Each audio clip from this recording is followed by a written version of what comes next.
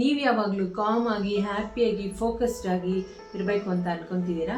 ಹಾಗಾದರೆ ನಿಮ್ಮ ಫೀಲಿಂಗ್ಸ್ನ ಚೇಂಜ್ ಮಾಡೋದನ್ನ ಇಲ್ಲಿಗೆ ನಿಲ್ಲಿಸಿ ಗ್ರ್ಯಾಟಿಟ್ಯೂಡ್ನ ಪ್ರಾಕ್ಟೀಸ್ ಮಾಡಿ. ಗ್ರ್ಯಾಟಿಟ್ಯೂಡ್ ಅಂದರೆ ಏನು, ಯಾವ ಥರ ಪ್ರಾಕ್ಟೀಸ್ ಮಾಡಬೇಕು, ಯಾಕೆ ನಾವು ಪ್ರಾಕ್ಟೀಸ್ ಮಾಡಬೇಕು ಅನ್ನೋದನ್ನೆಲ್ಲ ನಾನು ಈ ವಿಡಿಯೋದಲ್ಲಿ ಹೇಳ್ತೀನಿ. ಬನ್ನಿ, ಈ ವಿಡಿಯೋದಲ್ಲಿರುವಂಥ ಕಂಟೆಂಟು ನಿಮಗೆ ಫುಲ್ಲು ಅರ್ಥ ಆಗಬೇಕಂತಂದರೆ ವಿಡಿಯೋನೆಲ್ಲೂ ಸ್ಕಿಪ್ ಮಾಡದೆ ಸಂಪೂರ್ಣವಾಗಿ ನೋಡಿ.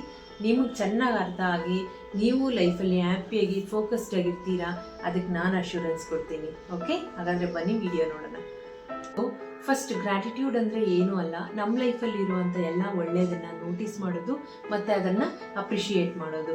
ಅದು ಸಣ್ಣದಾಗಿರ್ಬೋದು ಅಥವಾ ದೊಡ್ಡದಾಗಿರ್ಬೋದು. ನಾವು ಅದನ್ನು ನೋಟಿಸ್ ಮಾಡಿ ಅದನ್ನು ಅಪ್ರಿಷಿಯೇಟ್ ಮಾಡ್ತಾ ಹೋದಾಗ ನಮ್ಮ ಫೋಕಸ್ ಯಾವಾಗಲೂ ಒಳ್ಳೆಯದ್ರ ಮೇಲೆ ಮಾತ್ರ ಇರುತ್ತೆ. Whether it is small or big, ನಾವು ಯಾವುದೇ ವಿಚಾರಕ್ಕೂ ತಲೆನೇ ಕೆಡಿಸ್ಕೊಳ್ಳೋದಿಲ್ಲ. ಸೊ ಇದನ್ನು ಯಾವ ಥರ ಪ್ರಾಕ್ಟೀಸ್ ಮಾಡೋದು ಅಂತ ನೋಡೋಣ ಬನ್ನಿ. ಗ್ರ್ಯಾಟಿಟ್ಯೂಡ್ ಬಗ್ಗೆ ಅಬ್ರಾಡಲ್ಲೆಲ್ಲ ತುಂಬ ರಿಸರ್ಚಸ್ ಆಗಿದೆ.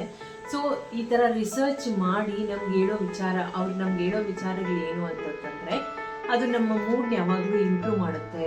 ಮತ್ತು it reduces anxiety and stress ಅಂತ ಹೇಳ್ತಾರೆ. ಅದು ಬಂದು ಆಂಗ್ಸೈಟಿನ ಮತ್ತು ನಮಗಿರುವಂಥ ಎಲ್ಲ ಸ್ಟ್ರೆಸ್ನ ಕಡಿಮೆ ಮಾಡ್ತಾ ಹೋಗುತ್ತೆ. ನಮ್ಮ ರಿಲೇಷನ್ಶಿಪ್ಸ್ನ ಸ್ಟ್ರೆಂಥನ್ ಮಾಡ್ತಾ ಹೋಗುತ್ತೆ. ಅಂದರೆ ನಾವು ಗ್ರ್ಯಾಟಿಟ್ಯೂಡ್ನ ಪ್ರಾಕ್ಟೀಸ್ ಮಾಡ್ತಾ ಮಾಡ್ತಾ ಮಾಡ್ತಾ ಒಂದು ಮನುಷ್ಯನಲ್ಲಿ ಇರುವಂತಹ ಒಳ್ಳೆ ಗುಣಗಳನ್ನ ಮಾತ್ರ ನಾವು ನೋಡೋಕ್ಕೆ ಸ್ಟಾರ್ಟ್ ಮಾಡಿದಾಗ ಆಬ್ವಿಯಸ್ಲಿ ನಮಗೆಲ್ಲರೂ ಚೆನ್ನಾಗೇ ಅನ್ನಿಸ್ತಾರೆ. ಸೊ ಅವ್ರ ಜೊತೆ ನಮ್ಮ ರಿಲೇಷನ್ಶಿಪ್ಸ್ ತುಂಬ ಚೆನ್ನಾಗಿರುತ್ತೆ. ಇದು ನಮ್ಮ ಫೋಕಸ್ನ ಮತ್ತು ಮೋಟಿವೇಶನ್ನ ಬೂಸ್ಟ್ ಮಾಡುತ್ತೆ. ಈ ಥರ ಎಷ್ಟೋ ವಿಚಾರಗಳಿದೆ. ಇದೆಲ್ಲನೂ ಅಬ್ರಾಡ್ಸಲ್ಲಿ ತುಂಬ ರಿಸರ್ಚ್ ಮಾಡಿದ್ದಾರೆ. ಈ ಗ್ರ್ಯಾಟಿಟ್ಯೂಡ್ ಪ್ರಾಕ್ಟೀಸ್ ಮಾಡೋದ್ರಿಂದ ಏನೇನೆಲ್ಲ ಬೆನಿಫಿಟ್ಸ್ ಬರುತ್ತೆ ಅನ್ನೋದು.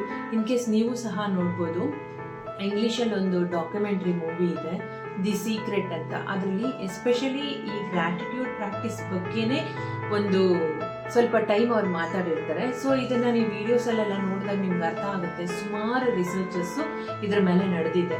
ಸೊ ಇದು ನ್ಯಾಚುರಲ್ ಆಗಿ ನಮ್ಮ ಕಲ್ಚರಲ್ಲೂ ಸಹ ಅದಿದೆ. ಯಾಕೆ ಅಂತಂದರೆ ನಾವು ಯಾವಾಗಲೂ ಗಾಳಿನ, ನೀರನ್ನ, ಬೆಂಕಿನ, ಈ ಥರ ಪಂಚಭೂತಗಳನ್ನ ನಾವು ಯಾವಾಗಲೂ ಪೂಜೆ ಮಾಡ್ತೀವಿ. ಏನಕ್ಕೋಸ್ಕರ ಅಂತ ನಿಮಗೆ ಗೊತ್ತಾ? ಅದು ಯಾವಾಗಲೂ ನಾವು ಈ ಭೂಮಿ ಮೇಲೆ ಜೀವನ ಮಾಡೋದಕ್ಕೋಸ್ಕರ ಅದು ನಮಗೆ ಸಹಾಯ ಮಾಡುತ್ತೆ. ಅದಿಲ್ಲದೆ ನಾವು ಜೀವನ ಮಾಡೋಕ್ಕಾಗೋದಿಲ್ಲ. ಸೊ ಅದಕ್ಕೆ ಗ್ರ್ಯಾಟಿಟ್ಯೂಡ್ ತೋರಿಸೋದಕ್ಕೋಸ್ಕರ ಈ ಥರ ಎಷ್ಟೋ ವಿಚಾರಗಳಿದೆ.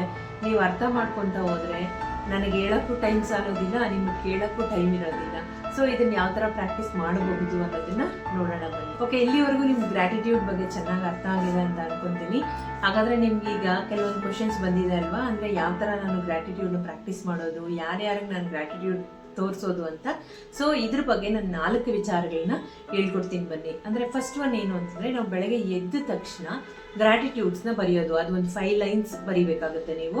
ಅದು ಯಾವುದ್ರ ಬಗ್ಗೆ ಆದರೂ ಇರ್ಬೋದು. ಅಂದರೆ ನಿಮ್ಮ health, wealth, relationship, career, self, ಆ ಥರ ನೀವು ಯಾವುದ್ರ ಬಗ್ಗೆ ಆದರೂ ಬರಿಬೋದು. ಒಂದು 5 ಸೆಂಟೆನ್ಸ್ನ ಬೆಳಗ್ಗೆ ಎದ್ದ ತಕ್ಷಣ ಬರೆಯೋದು. ಇದು ಒಂದು ವಿಧಾನ.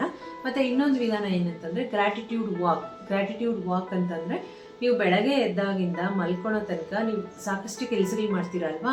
ಸೊ ಸೆಂಟ್ರಲ್ಲಿ ನೀವು ಒಂದು ನಿಮಿಷ 2 ನಿಮಿಷ ಅಥವಾ ಟೈಮ್ ತಗೊಂಡು ನೀವು ನಿಮ್ಮ ಜೀವನದಲ್ಲಿ ನಡೆದಿರೋ ಅಂತಹ, ಅಂದರೆ ಈಗ ದಿನನಿತ್ಯದ ಜೀವನದಲ್ಲಿ ಏನೇನು ನಿಮ್ಗೆ ಒಳ್ಳೇದು ನಡೆಯುತ್ತೆ ಅದನ್ನು ಅಪ್ರಿಷಿಯೇಟ್ ಮಾಡ್ತಾ ಹೋಗೋದು. ಫಾರ್ ಎಕ್ಸಾಂಪಲ್ಲು, ನೀವು ಆಚೆ ಹೋಗ್ತೀರಾ, ಈ ಚಳಿಗಾಲದಲ್ಲಿ ಬಿಸಿಲು ಚೆನ್ನಾಗಿ ಬರುತ್ತೆ. ಸೊ ಅದು ನಿಮ್ಗೊಂದು ಆ ವಾರ್ಮ್ತನ್ನು ಕೊಡುತ್ತಲ್ವಾ? ಸೊ ಅದಕ್ಕೆ ಥ್ಯಾಂಕ್ಫುಲ್ ಹೇಳೋದು. ಮತ್ತು ನೀವು ಕುತ್ಕೊಂಡಿದ್ದಾಗ ನಿಮ್ಮ ಮಗನೋ, ನಿಮ್ಮ ಮಗಳು ಅಥವಾ ನಿಮ್ಮ ಹಸ್ಬೆಂಡೋ, ಹೆಂಡ್ತಿನೋ ಯಾರಾದರೂ ನೀರು ತಂದು ಕೊಡ್ತಾರೆ ಕುಡಿಯೋಕೆ ಅಂದ್ಕೊಳ್ಳಿ. ಸೊ ಅವ್ರಿಗೆ ಥ್ಯಾಂಕ್ಫುಲ್ ಹೇಳೋದು, ಥ್ಯಾಂಕ್ ಯು ಅಂತ ಹೇಳೋದು. ಅಥವಾ ನಿಮ್ಮ ಮನಸ್ಸಲ್ಲೇ thankful to my husband, thankful to my son, daughter, ಆ ಥರ ಹೇಳೋದು. ಇದು ಒಂದು ಗ್ರ್ಯಾಟಿಟ್ಯೂಡ್ ವಾಕ್ ವಿಧಾನ. ಮತ್ತು ಇನ್ನೊಂದು ಗ್ರ್ಯಾಟಿಟ್ಯೂಡ್ ಲೆಟರ್ ಅಂತ ಕರೀತಾರೆ. ಗ್ರ್ಯಾಟಿಟ್ಯೂಡ್ ಲೆಟರ್ ಅಂದರೆ ಏನಂದರೆ, ನೀವು ಮನಿಗಾದರೂ ಬರಿಬೋದು, ವೆಲ್ತ್ಗಾದರೂ ಬರಿಬೋದು, ಮತ್ತು ಹೆಲ್ತ್ಗಾದರೂ ಬರಿಬೋದು, ರಿಲೇಷನ್ಶಿಪ್ಸ್ಗಾದರೂ ಬರಿಬೋದು, ಅಥವಾ ನಿಮ್ಮ ಕೆರಿಯರ್ಗಾದರೂ, ಅಥವಾ ನಿಮ್ಮ ಸೆಲ್ಫ್ಗೆ ಸಹ ನೀವು ಒಂದು ಗ್ರ್ಯಾಟಿಟ್ಯೂಡ್ ಲೆಟರ್ನ ಬರೆಯೋದು. ನ್ಯಾಚುರಲಾಗಿ ಒಂದು ಲೆಟರ್ ಬರಿತೀರಲ್ವ, ಅದೇ ಥರನೇ ಅದನ್ನು ಥ್ಯಾಂಕ್ಫುಲ್ಲಾಗಿ ಬರೆಯೋದು. ಅಂದರೆ ನೀವು ಅವತ್ತೊಂದು ದಿವಸ ನನಗೆ ಒಳ್ಳೆ ಈ ಥರ ಒಂದು ಬಟ್ಟೆ ಕೊಡಿಸಿದ್ರಿ, ಸೊ ನಿಮ್ಮಿಂದ ನಾನು ತುಂಬ ಸಂತೋಷವಾಗಿದ್ದೆ, ಅಥವಾ ನಿಮ್ಮಿಂದ ನನಗೊಂದು ಕಾನ್ಫಿಡೆನ್ಸ್ ಬಂತು ಅಂತ ನೀವು ನಿಮ್ಮ ಹಸ್ಬೆಂಡಿಗೆ ಬರಿಬೋದು. ಅಥವಾ ನೀವು ಹೆಂಡ್ತಿಗೆ ನೀವು ಬರಿಬೇಕು ಅಂತಂದರೆ, ನನ್ನ ದಿನನಿತ್ಯದ ಕೆಲಸದಲ್ಲಿ ನೀನು ತುಂಬ ನನಗೆ ಸಹಾಯ ಮಾಡ್ತೀಯಾ, ಮತ್ತು ನೀನು ನನಗೆ ಒಂದು ಸಪೋರ್ಟಿವ್ ಸಿಸ್ಟಮ್ ಆಗಿದೆಯಾ, ಆ ಥರ ನೀವು ಹೆಂಡ್ತಿಗೆ ಬರಿಬೋದು ಅಥವಾ ಮಕ್ಳಿಗೆ ಬರೀಬೇಕು ಅಂತಂದರೆ ಸಣ್ಣ ಸಣ್ಣ ವಿಚಾರದಲ್ಲೂ ಆ್ಯಕ್ಚುಲಿ ನಮ್ಮ ಮಕ್ಕಳು ನಮಗೆ ತುಂಬ ಹೆಲ್ಪ್ ಮಾಡ್ತಿರ್ತಾರೆ, ಅದನ್ನು ನಾವೇ ನೋಟಿಸ್ ಮಾಡಿರೋದಿಲ್ಲ. ಸೊ ಅದನ್ನು ನೀವು ಒಂದು ಗ್ರ್ಯಾಟಿಟ್ಯೂಡ್ ಲೆಟರ್ ಆಗಿ ಅವ್ರಿಗೆ ಬರಿಬೋದು. ಇದು ಒಂದು ಥರ್ಡ್ ವಿಧಾನ. ಫೋರ್ತ್ ಒನ್ ಏನು ಅಂತಂದರೆ ಗ್ರ್ಯಾಟಿಟ್ಯೂಡ್ ರಿಫ್ಲೆಕ್ಷನ್ ಅಂತಾರೆ. ಗ್ರ್ಯಾಟಿಟ್ಯೂಡ್ ರಿಫ್ಲೆಕ್ಷನ್ ಅಂತಂದರೆ ಬೆಳಗ್ಗೆಯಿಂದ ಸಂಜೆ ತನಕ ನಿಮ್ಮ ಜೀವನದಲ್ಲಿ ಆಗಿರುವಂಥ ಒಳ್ಳೆ ವಿಚಾರಗಳು, ನೀವು ಯಾವುದು ಗ್ರೇಟ್ಫುಲ್ ಆಗಿರಬೇಕು ಅಂತ ಅನ್ಕೊಂತೀರೋ ಅದನ್ನು ನೈಟ್ ಮಲ್ಗೋಕ್ಕೆ ಮುಂಚೆ ಬರೆದುಬಿಟ್ಟು ಮಲ್ಕೊಳೋದು. ಸೊ ಇದೇನಾಗುತ್ತೆ ಅಂತಂದರೆ ನೀವು ಮಲ್ಕೊಳಕ್ಕೆ ಮುಂಚೆ ನಿಮ್ಗೊಂದು ಕಾಮ್ ಆಗಿ ಪೀಸ್ಫುಲ್ಲಾಗಿ ಮಲ್ಕೊಳೋ ಒಂದು ಹ್ಯಾಬಿಟನ್ನು ಕ್ರಿಯೇಟ್ ಮಾಡುತ್ತೆ ಮತ್ತು ತುಂಬ ನಿಮಗದು ಸಹಾಯ ಮಾಡುತ್ತೆ. ಸೊ ಇದಿಷ್ಟು ಗ್ರ್ಯಾಟಿಟ್ಯೂಡ್ ಬಗ್ಗೆ. ಇದು ನಿಮ್ಗೆ ಅರ್ಥ ಆಗಿದೆ ಅಂತ ಅನ್ಕೊತೀನಿ. ನೀವು ಇದರಲ್ಲಿ ಯಾವುದನ್ನು ಪ್ರಾಕ್ಟೀಸ್ ಮಾಡ್ತೀರಾ ಅಂತ ನನಗೆ ಕಮೆಂಟ್ ಬಾಕ್ಸಲ್ಲಿ ತಿಳಿಸಿ. ವಿಡಿಯೋ ಏನಾದರೂ ನಿಮ್ಗೆ ಯೂಸ್ಫುಲ್ ಆಗಿದ್ದರೆ ಖಂಡಿತವಾಗ್ಲೂ ಒಂದು ಲೈಕ್ ಮಾಡಿ, ಚಾನೆಲ್ನ ಸಬ್ಸ್ಕ್ರೈಬ್ ಮಾಡ್ಕೊಳ್ಳೋದನ್ನು ಮರಿಬೇಡಿ, ಯಾಕಂದರೆ ಮತ್ತಷ್ಟು ವ್ಯಾಲ್ಯೂಬಲ್ ಆಗಿರೋಂಥ ಕಂಟೆಂಟ್ನ ಡೈಲಿ ನಾನು ನಿಮಗೆ ಕೊಡ್ತೀನಿ. So don't miss to subscribe my channel. ಮತ್ತು ಈ ವಿಡಿಯೋ ಯಾರಿಗೆ ಇಂಪಾರ್ಟೆಂಟ್ ಅಂತ ನಿಮ್ಗನ್ಸುತ್ತೋ ಅವ್ರಿಗೆ ಖಂಡಿತವಾಗ್ಲೂ ಶೇರ್ ಮಾಡಿ, ಅವ್ರಿಗೂ ಸಹ ಹೆಲ್ಪ್ ಆಗಲಿ. ಮತ್ತು ಮೋಟಿವೇಶನ್ ಬಗ್ಗೆ ನಾನು ಆಲ್ರೆಡಿ ಒಂದು ವಿಡಿಯೋ ಮಾಡಿದ್ದೀನಿ, ಅದು ನಿಮ್ಗೆ ಯೂಸ್ಫುಲ್ ಆಗಿರುತ್ತೆ. ಅದನ್ನು ನಾನಿಲ್ಲಿ ಐ ಬಟನಲ್ಲಿ ಕೊಡ್ತೀನಿ ಅಥವಾ ಡಿಸ್ಕ್ರಿಪ್ಷನಲ್ಲಿ ಆ ಲಿಂಕ್ ಇರುತ್ತೆ. ಸೊ ಅದನ್ನು ಸಹ ಕ್ಲಿಕ್ ಮಾಡಿ ನೋಡೋದನ್ನು ಮರಿಬೇಡಿ, ಇನ್ ಕೇಸ್ ನಿಮಗೆ ಮೋಟಿವೇಶನ್ ಬೇಕಾದರೆ.